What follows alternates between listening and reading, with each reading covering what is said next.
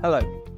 For those of you who don't know who I am, my name's John Wingfield, and I have the privilege to be this year's President of the Board of Directors for SLAS. We started, obviously, and we just had the conference in Boston, and I'll come back to that in a little while.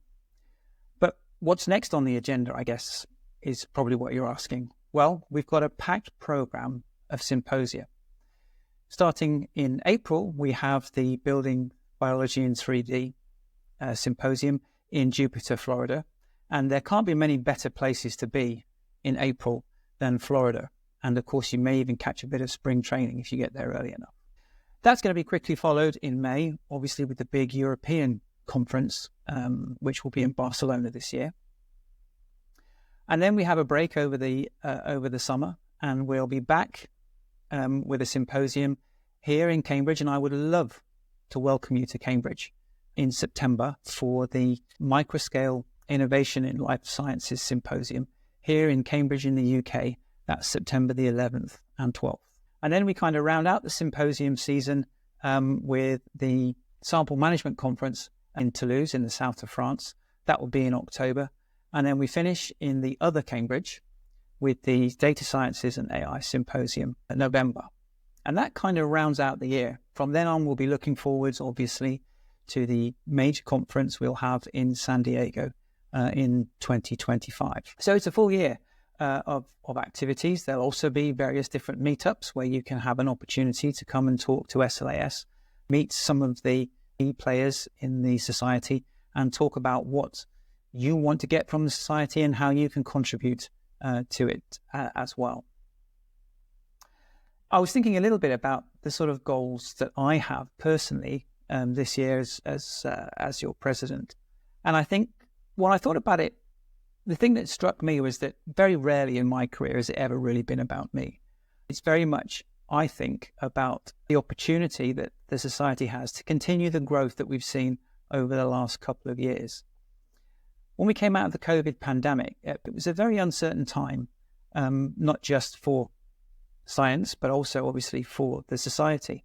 And I think what we've really seen is a solid growth in those previous couple of years.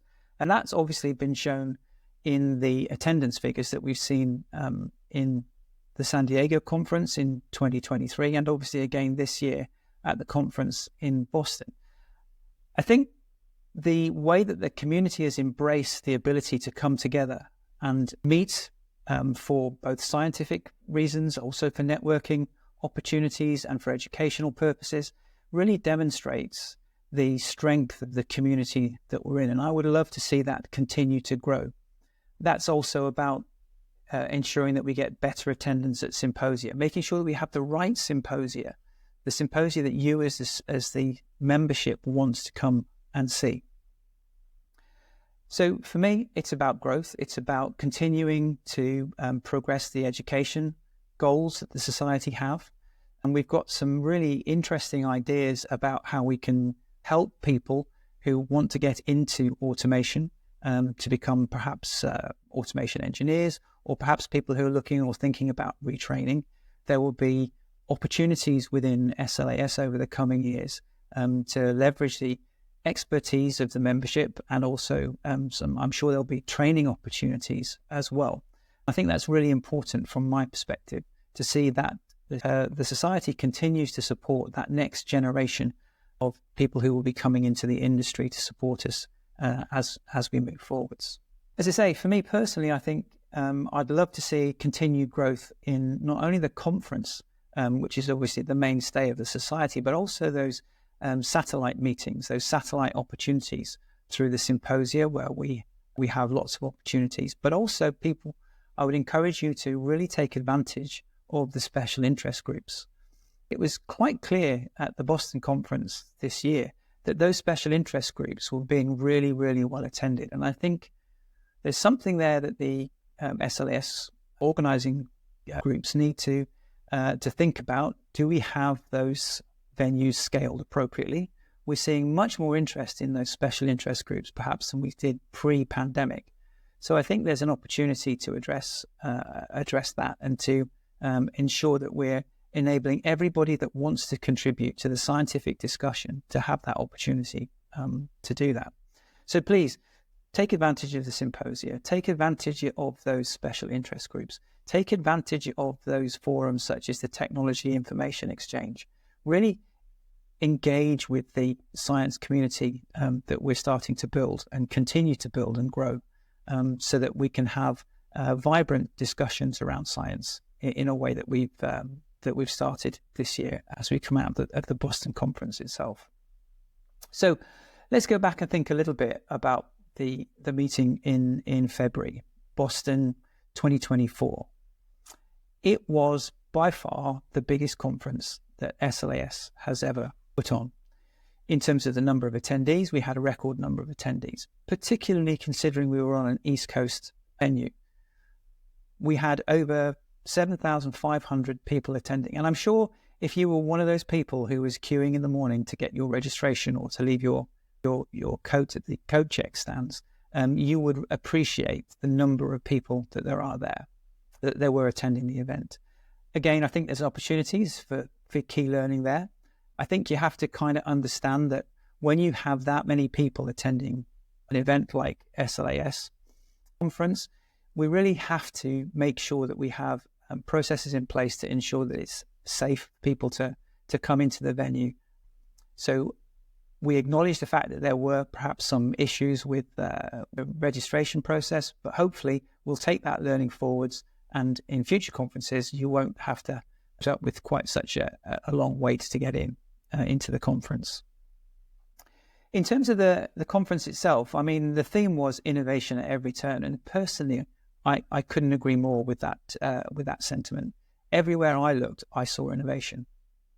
I'm very fortunate in that I'm able to be part of the judging committee for the Innovation Award, and that absolutely for me is one of the highlights of the conference.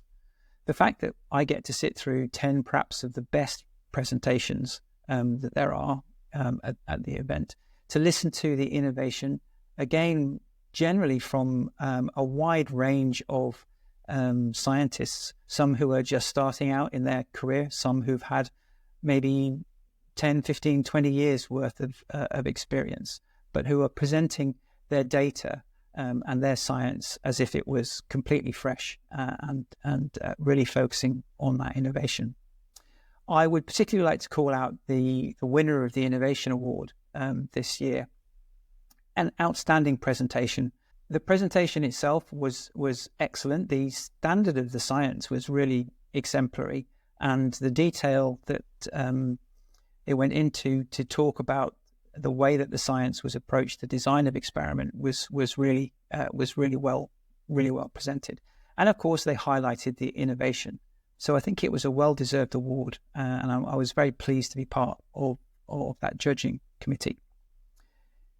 The other thing, of course, that SLAS conference offers is the chance to network. And again, for me, that's an opportunity that I love to take. So I was really pleased to be able to be involved in some of those Power Hour networking events and to really have an opportunity to talk to a wide variety of scientists from different fields and different backgrounds.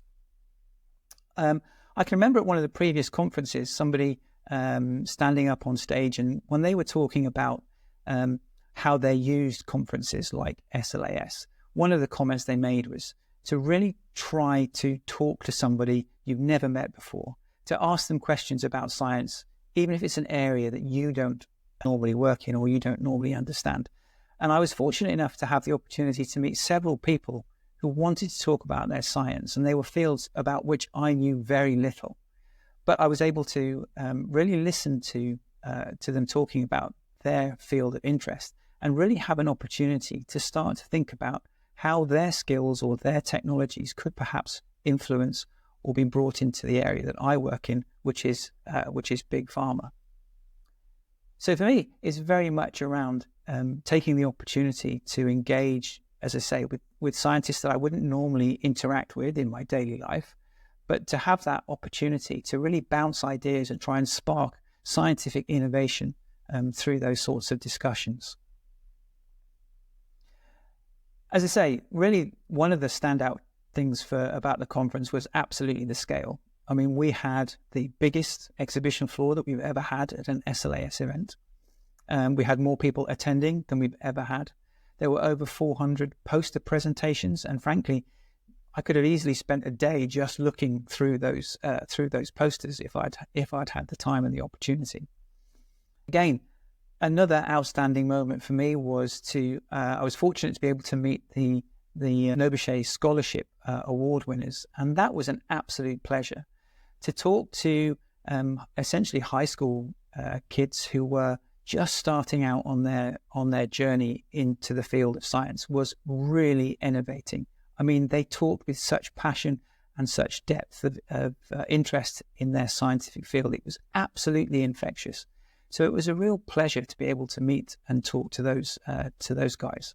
And I certainly hope to be able to reconnect with them later this year, and potentially, obviously, as their careers develop. I'll keep a very close eye on that.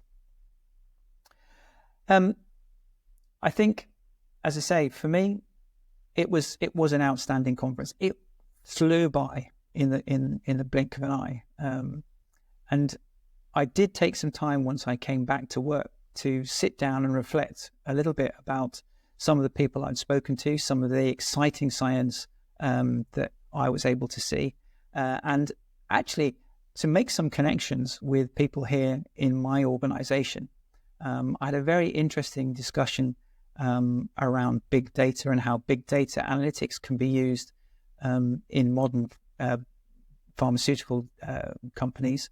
And I was actually able to connect with a project team within my organization where their data had been analyzed externally, and some really interesting observations around how potentially